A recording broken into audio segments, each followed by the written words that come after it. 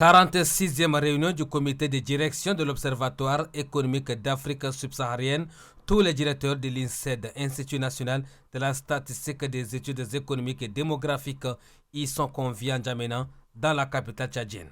La rencontre de haut niveau, qui regroupe plus de 20 pays membres de l'Afrista, est axée sur l'évaluation des progrès réalisés, l'identification des goulots d'étranglement et la conjugaison des efforts des pays membres pour le rayonnement de cette institution internationale.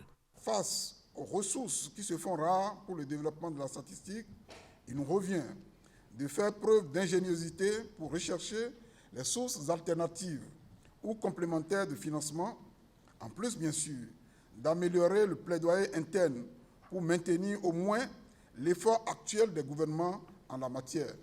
La guerre russo-ukrainienne, les conflits palestiniens, israéliens ainsi que la crise sanitaire née de la pandémie de Covid-19 impactent négativement sur l'économie des pays africains.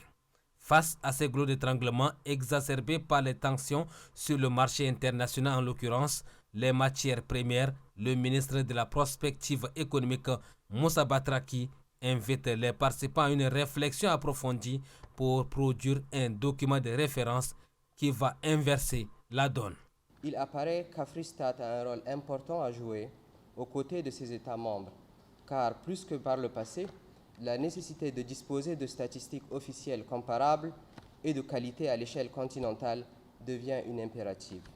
L'Afrista est née de la volonté des chefs d'État et de gouvernement de la zone franc CFA avec le soutien de son partenaire, la France.